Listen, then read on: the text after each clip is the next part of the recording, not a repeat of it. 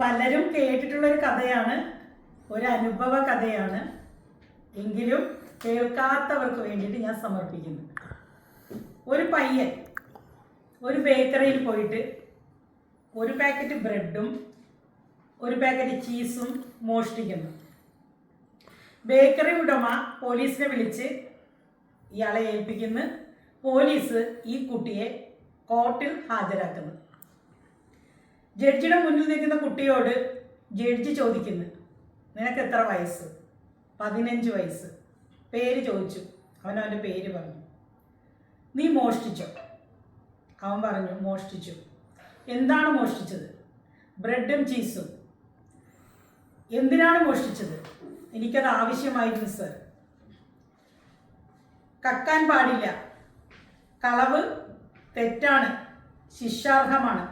ഈ 15 വയസ്സുള്ള നിനക്ക് ഇതറിയില്ലേ? അവൻ പറഞ്ഞു, അറിയാം സർ, എങ്കിലും എനിക്കത് ആവശ്യമായിരുന്നു. അപ്പോൾ ജഡ്ജി പറഞ്ഞു, എങ്കിൽ ഈ ബേക്കറിയിൽ നിന്ന് നീ അത് മോഷ്ടിക്കരുതായിരുന്നു, അയാളോട് ചോദിച്ചൂടായിരുന്നു. അപ്പോൾ അവൻ പറഞ്ഞു, ഞാൻ വെറുതെ ചോദിച്ചു, തന്നില്ല. കടമായി ചോദിച്ചു, അയാൾ തരാൻ കൂട്ടാക്കിയില്ല. അപ്പോൾ ഞാൻ ബലമായി കട്ടെടുത്തു. എന്തിനാണ് നീ അങ്ങനെ കട്ടെടുക്കേണ്ട ആവശ്യം? നിനക്ക് നിന്റെ വീട്ടുകാരോട് പറഞ്ഞുകൂടായിരുന്നോ? അപ്പോൾ പയ്യൻ പറഞ്ഞു, വീട്ടിൽ എനിക്ക് എൻ്റെ ഒരു അമ്മ മാത്രമേ ഉള്ളൂ, അമ്മയ്ക്ക് കൊടുക്കാൻ വേണ്ടിയാണ്. അപ്പോൾ ജഡ്ജി പറഞ്ഞു, അമ്മയ്ക്ക് കൊടുക്കാൻ വേണ്ടിയാണെങ്കിൽ നിനക്ക് പോയി എന്തെങ്കിലും ഒരു ജോലി എടുത്ത് പൈസ സമ്പാദിച്ച് വാങ്ങിച്ചു കൊണ്ടേ കൊടുത്തുകൂടായിരുന്നു. അപ്പോൾ അവൻ പറഞ്ഞു, സർ, വീട്ടിൽ ഞാനും എൻ്റെ അമ്മയും മാത്രമേ ഉള്ളൂ. അമ്മ പോയി ജോലി എടുത്തു കൊണ്ടുവന്നിട്ടാണ് ഞങ്ങൾ കഴിയുന്നത്. അമ്മയ്ക്ക് ഈയിടെയായിട്ട് സുഖമില്ലാതായി, ജോലിക്ക് പോകാൻ പറ്റുന്നില്ല. അമ്മ ക്ഷീണിതയായ അസുഖ അവസ്ഥയിൽ കിടക്കുകയാണ്. ഞാൻ ധർമാശുപത്രി അടുത്തുണ്ട്, അവിടെ പോയി മരുന്ന് വാങ്ങിച്ചു കൊണ്ടുവന്നു. ഈ മരുന്ന് കൊടുക്കുന്നതിന് മുമ്പ് അമ്മയ്ക്ക് ഭക്ഷണം കൊടുക്കണം. വീട്ടിലൊന്നുമില്ല. അതുകൊണ്ടാണ് ഞാൻ വന്ന് ഈ ബ്രെഡും ചീസും മോഷിച്ചെടുത്തത്. അത് നീ അങ്ങനെ ചെയ്യുന്നതിന് മുമ്പ് ഒന്നെങ്കിൽ നിനക്ക് പുറത്തിറങ്ങി സമൂഹത്തിൽ ആരോടെങ്കിലുമൊക്കെ കൈനീട്ടി ചോദിക്കാമായിരുന്നില്ലേ പൈസ? അവർ സഹായിക്കുമായിരുന്നല്ലോ. ഇല്ലെങ്കിൽ നിനക്ക് എന്തെങ്കിലും ജോലിക്ക് പോയി പൈസ സമ്പാദിച്ചു കൊണ്ടുവന്നിട്ട് വാങ്ങിക്കൊണ്ടുവന്ന് കൊടുക്കാമായിരുന്നില്ലേ എന്ന് ജഡ്ജി ചോദിച്ചു. അപ്പോൾ പയ്യൻ പറഞ്ഞു, സർ, ഞാനൊരു 10-50 പേരോട് പുറത്തിറങ്ങി യാചിച്ചു, പൈസയായിട്ട് യാചിച്ചു, ഭക്ഷണമായിട്ട് യാചിച്ചു. പക്ഷെ ഞാൻ ചോദിച്ചവരാരും എനിക്ക് തന്നില്ല.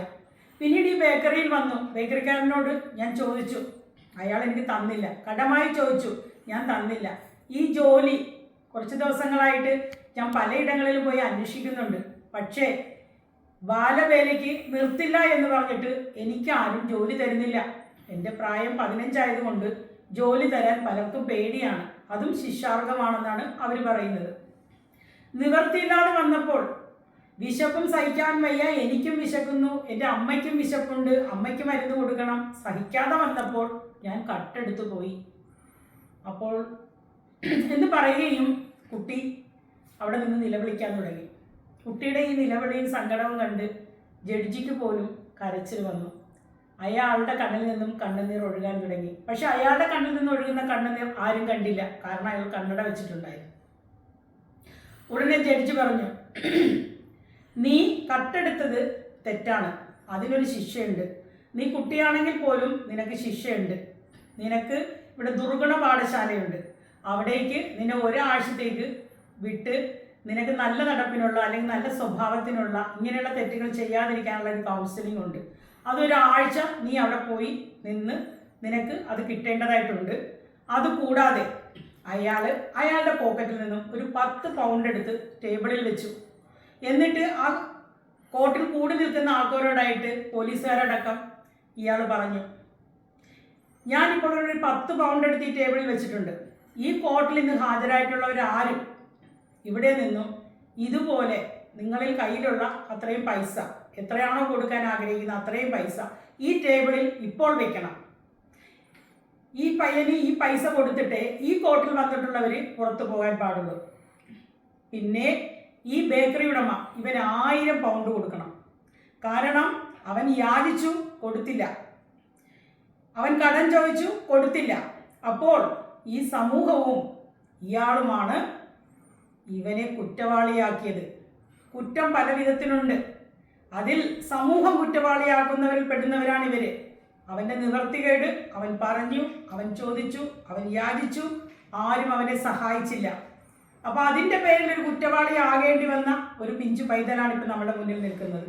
അതുകൊണ്ട് എല്ലാവരും ഇവനെ സഹായിക്കണം.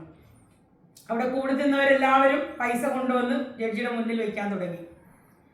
അങ്ങനെ ജഡ്ജി പറഞ്ഞു പോലീസുകാരോട്, ഈ പൈസ എടുത്തിട്ട് നിങ്ങൾ കൊണ്ടുപോയി ഇവൻ്റെ അമ്മയെ ഏൽപ്പിക്കണം. അവരെ അവിടുന്ന് ഏതെങ്കിലും നല്ലൊരു ഹോസ്പിറ്റലിൽ എത്തിച്ച് അവർക്ക് വേണ്ട എല്ലാ പരിചരണവും ട്രീറ്റ്മെൻറ്റും കൊടുക്കണം. പയ്യനെ ഈ പറഞ്ഞതുപോലെ ദുർഘട പാഠശാലയിലേക്ക് കൊണ്ടുപോയി അവനെ ഒരു ആഴ്ച കൗൺസിലിംഗ് ചെയ്ത് അവനെ കുറ്റവിമുക്തനാക്കി ഇവൻ്റെ വീട്ടിലേക്ക് പറഞ്ഞയക്കണം. അപ്പോൾ ഇതിൽ ആ ജഡ്ജിയുടെ വിധിയും അയാളുടെ സംസാരവും നിങ്ങൾ എന്ത് പറയുന്നു? ശരിയായ വിധിയായിരുന്നോ? അവൻ ചെയ്ത തെറ്റിനുള്ള ശിക്ഷയാണോ അവന് കിട്ടിയത്? അല്ല ജഡ്ജി അവനെ സപ്പോർട്ട് ചെയ്തോ അല്ലെങ്കിൽ ശിക്ഷിച്ചോ?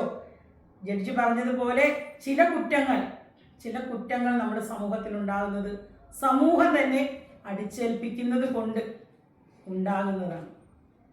ഇതൊരു മോട്ടിവേഷനാണ്. എൻ്റെ ഈ കഥ നിങ്ങൾക്ക് ഇഷ്ടമായെങ്കിൽ ദയവായി എനിക്ക് ലൈക്ക് തരണം, കമൻസ് തരണം, സബ്സ്ക്രൈബ് ചെയ്യണം. ഇതൊരു അനുഭവ കഥയാണ് കേട്ടോ.